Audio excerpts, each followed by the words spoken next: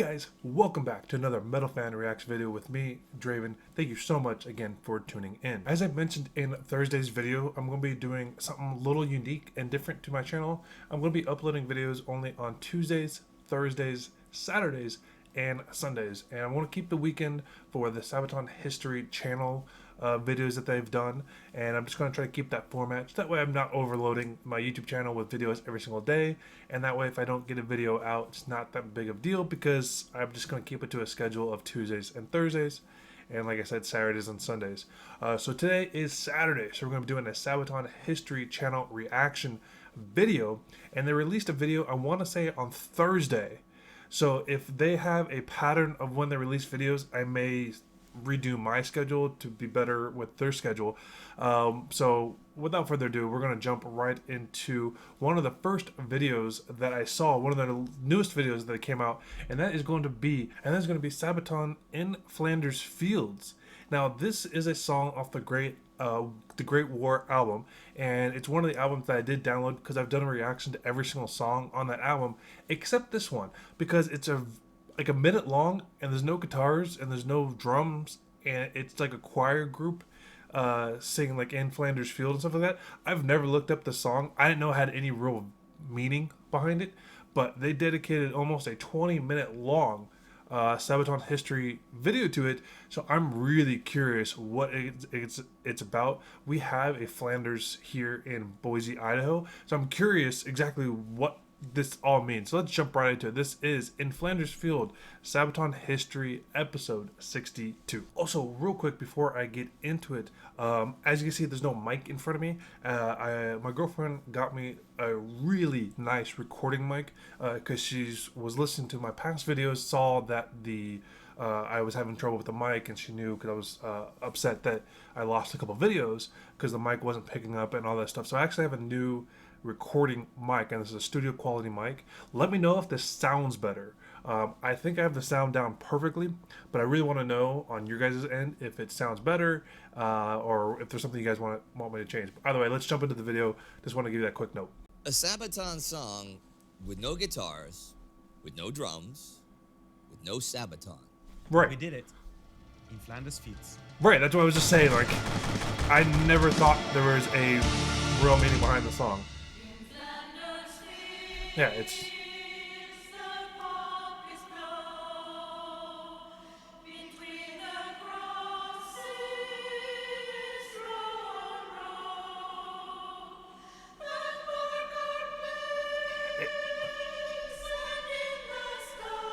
It's a really pretty song. I just never picked up on anything.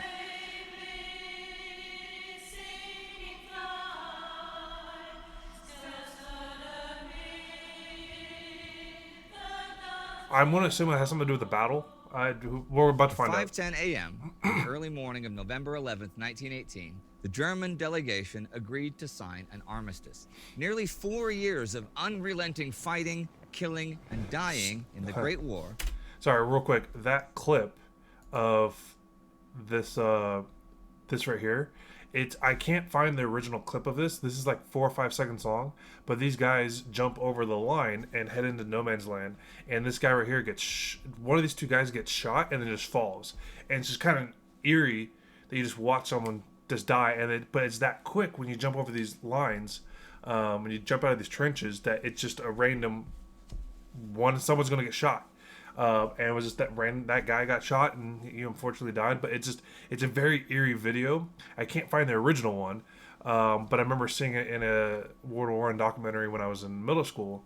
But then I saw the clip of the gentleman dying. Of unrelenting fighting, killing, and dying in the Great War, First World War, seemed finally to be coming to an end. The news of the upcoming ceasefire spread like wildfire through the ranks of both sides. Fighting would be stopped at the 11th hour of the 11th day of the 11th month. However, there was still time until then. Attacks had been planned and scheduled for the morning. Ammunition for the artillery had been prepared, and soldiers had already gathered in the trenches. And indeed, the celebrations in the ranks were quickly quelled by the commanders because the attacks planned for the day were still on. Only a handful of officers purposefully delayed or just ignored the orders to send their men into battle to maybe die mere hours before the end of the war. Some career officers saw their last chance to win glory and recommendation, others as their duty to follow Allied Supreme Commander Ferdinand Foch's desire to punish the Hun as much as possible. So, while people in cities all over the world went out in the streets this morning celebrating the end of the war, the men in the trenches went out to fight one last time. Up until 10:59, the Allied artillery shot as many of their shells on the German positions as possible as the men went over the top. The surviving German machine guns and artillery gave answer. On this morning alone, 11,000 casualties littered the ground on the Western Front, ground that had already been promised to be relinquished by German high command upon signing the armistice. The song makes a lot more sense now. In the movie 1917, kind of had a similar scene. It was an amazing movie, by the way.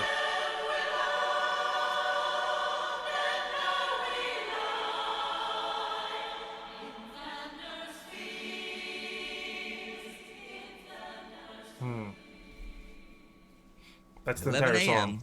the guns went silent. The Great War came to an end. The final attacks, the last hurrah, had achieved nothing but more death. And who could have justified the fate of those last soldiers dying in this war? What could have been said to the hundreds of grieving widows, parents, and friends that this bloody mourning had caused? The Belgian city of Mons was retaken this morning by the British. Now, this was the place where the war had really started for the British Expeditionary Force back in the summer of 1914. Now, it was the same place where it had ended, for the cost of 1 million lives from all over the British Empire.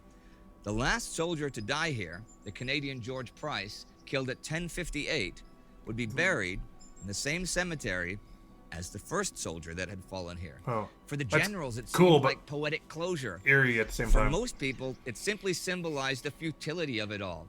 Many might have remembered the words of Lawrence Binyon from back in August 1914, who wrote a poem honoring the fallen of the first battles of the war, a poem whose words were, by 1918, inscribed in monuments all over Great Britain. They went with songs to the battle. They were young, straight of limb, true of eye, steady and aglow. They were staunch to the end against odds uncounted. They fell with their faces to the foe. They shall not grow old, as we that are left grow old. Age shall not weary them, nor the years condemn. At the going down of the sun and in the morning, we will remember them. That's It very, is often said eerie. that poetry speaks directly from a person's soul. Although it is defined by sets of rules and the need for structure and aesthetics that are only mastered by a few, poetry could be written by anyone, anywhere. And during the Great War, people wrote.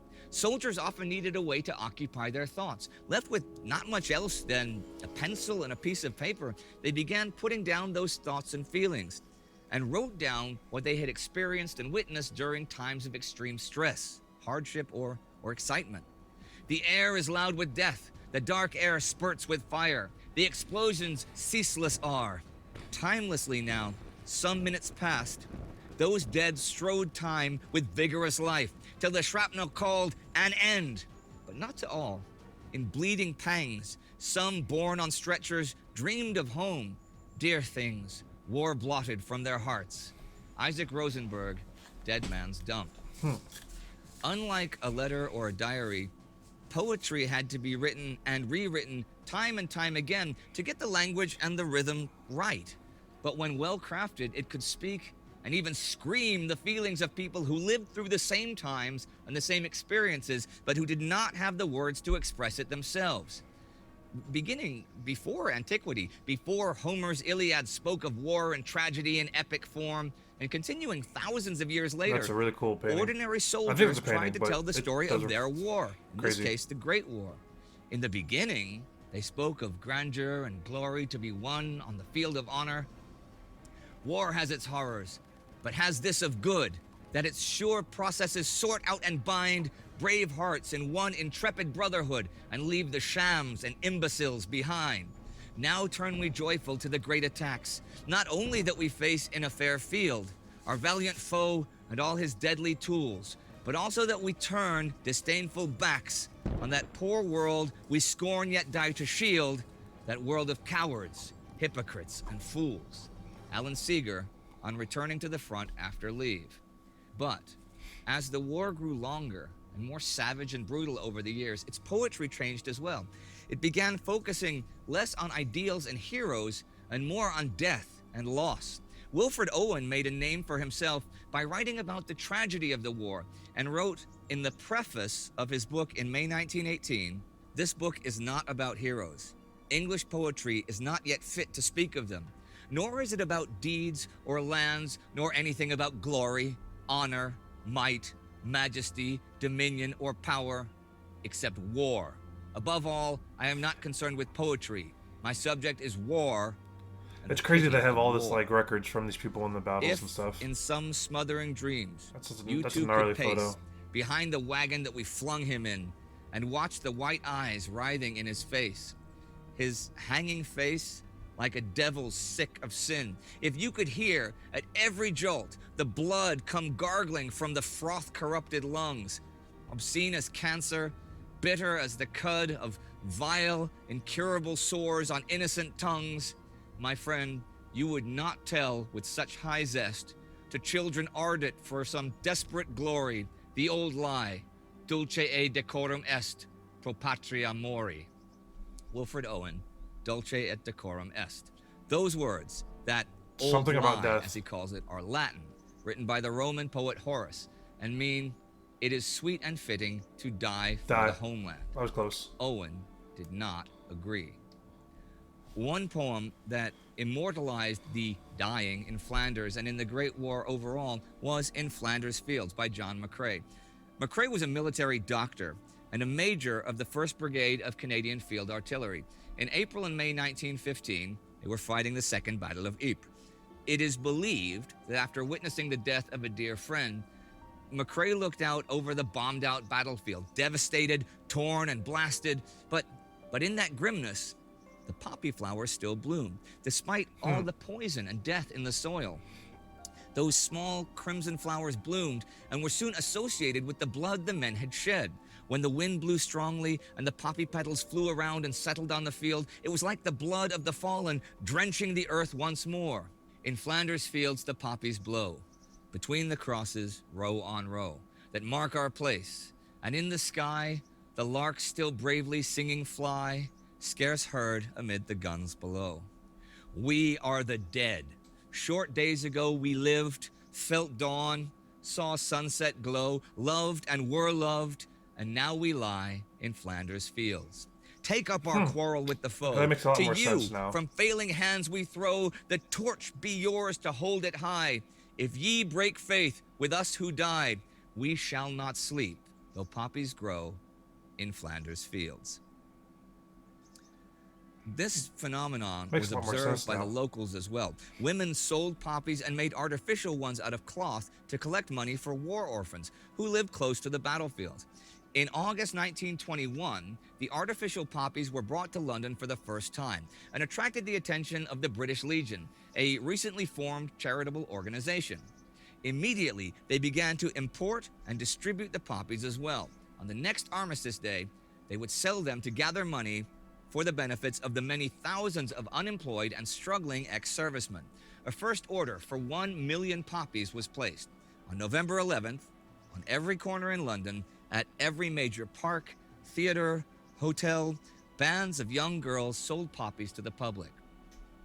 It was 1 shilling for those made out of silk and 3 pence for those made out of linen. Petals from actual poppy flowers were sold for £5, and single whole poppy flowers were auctioned for up to £90. I don't know the Soon value of that, the so I poppy apologize. craze caught all of London and beyond.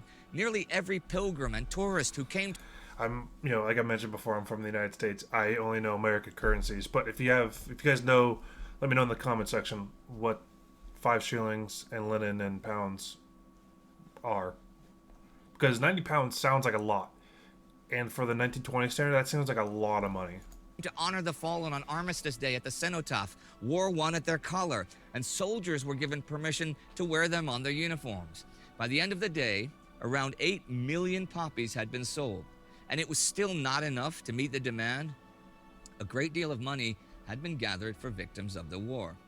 In subsequent years, the poppy became the universal symbol of remembrance. Disabled ex-servicemen went to work to manufacture them.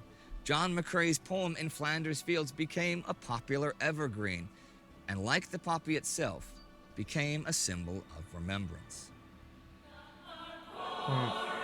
That's sad. That's making me a little tear up. I try not to get super emotional with it, but it's hard.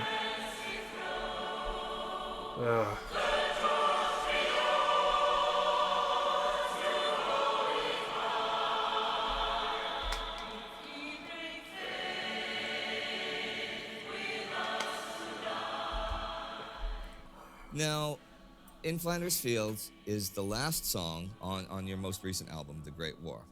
You want to talk about why you decided how you were going to do that? So, all in all here, we have a very, very high energy, very powerful album. Yeah. And potentially That's a the War Games strongest shirt too. song That's we've cool. ever written is the last real proper metal song. The end of the war to end all wars. And at the end of this song, because it's just rising and rising and rising, we get to the climax, which is maybe the most epic moment in all the Sabaton songs.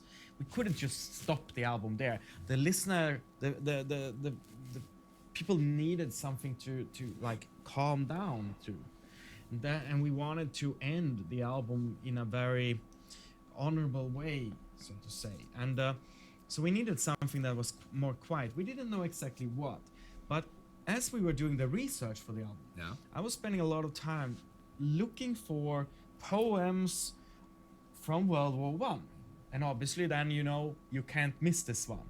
No, it's sort of the iconic one too. I mean, that's a beautiful choice. I remember, and I've had to read it twice during the entire filming of The Great War, and it's really hard to read without actually, when you read it out loud, it's so powerful. Right. Especially That's talking about The Great War. all the just time. listening it's to really it. hard to read. Challenge you. Try to read it out loud without like getting tears. Challenge. Now, writing poetry for a young man was a lot more common than that it is today. Although, of course, today a lot of young men write like music lyrics. But this was a regular, everyday pastime for a lot of people. I mean, all of your newspapers had poetry that was published in peacetime or wartime, pretty much every day by people that wrote it in. And you or I would have read it every day. It wouldn't have been weird or anything. So this was a major way to explain your feelings about the war. Whereas today, if someone went to Afghanistan, you might think, oh, he wrote a poem about his feelings, but you might think that's a little odd. But it wasn't odd then. This was the way to write your feelings about that. And some of the other great World War I poets, Siegfried Sassoon, and Wilfred Owen, I read a few of his, and he's one of the, up there with McCrae, who wrote In Flanders Fields. Wilfred Owen is one of the major iconic World War I poets, and his story is, well, many of the World War I stories, if not all, are tragic, but his is exceptionally tragic, because not only was the famous poet, a famous war poet, he fought in the war as a regular soldier.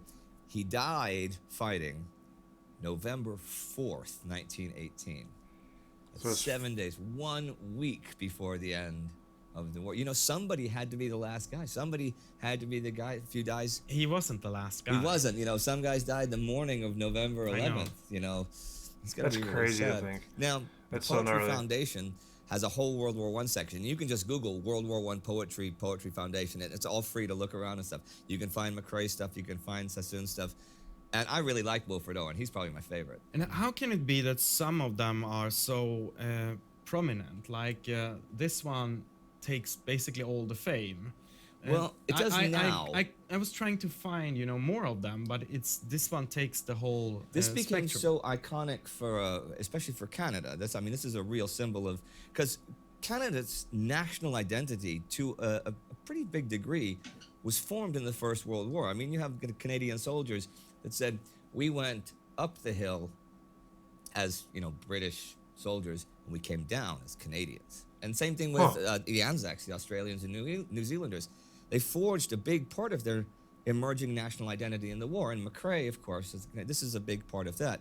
It's really funny because since we don't read poetry so often, that when you do read something that's so hard-hitting, In Flanders Fields is...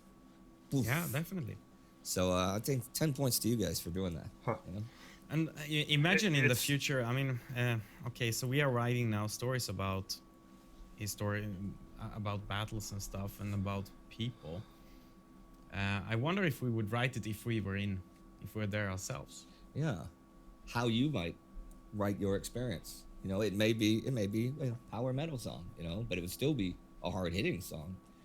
Like if we would go, let's pretend it will never happen. I mean, let's hope it will never happen. But what if we would go to war and we would have to sing about it or write poems? Would it be like a power metal song? Okay.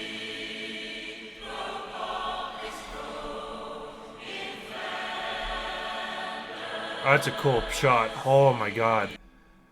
That is that's a really cool shot. Oh. Oh. Thank you everybody for watching, and thank you everybody for supporting. And those who don't do it, click the bell, subscribe, and become a patron. Thank you very much. Those aren't clickable on my videos. Mine are clickable, but his are not. They did do the challenge of reading the In Flanders Fields poem out loud. I'm not going to do that for a video. I think that's just not. Do it on your own. I'd be curious to see how you guys react or how you guys read that poem out loud. I'm going to do it on my own time without recording it. But that was actually really, really insightful video. Interesting that the song that I never really paid attention to on the Great War album actually had so much more meaning than I ever possibly could have thought of. And I know it's not a popular topic, but them talking about how the poem was made during a wartime and became like the iconic poem of World War One. That reminds me of here in the United States, our national anthem was a poem written by a prisoner to the British Army or the British Navy, and he was watching from his little, I don't think they're called portholes at the time on the wooden ships, but he was watching from the square, you know what I mean, at this battle that was taking place at this fortress, and he saw that at the time the revolutionary flag, which became the American flag, was the fortress, and he was watching all night, and there's bombs going off and all this stuff, and he thought by the time he woke up in the morning that the British would have taken over the fortress, and they didn't. The United States, or at the time the colonies, fought off the British, and so he wrote the song about it, and then it became our national anthem. I know a lot of people don't like that. A lot of, even here in the United States, a lot of people think it's poor taste and stuff like that. I disagree, so I apologize if that offends you, but I don't care. But so that's what it reminded me of. So that was really great insight into Flanders Field and how much more meaning there are to that song. I'm gonna go read that poem. Not gonna record it because that's just, I was tearing up just listening to them talk about it. And that last shot with just the soldiers, just that was cool. Either way, guys, I appreciate you for tuning in. Tomorrow's video, I don't know which one I'll do from Sabaton history, but let me know in the comment section. A lot of you guys have made comments and suggestions on the Sabaton history, so I will look through and see which ones I want to do a reaction to. But either way, guys, I will check you guys tomorrow. Thank you so much again. Make sure you like, comment, and subscribe, and I'll see you guys tomorrow. Peace.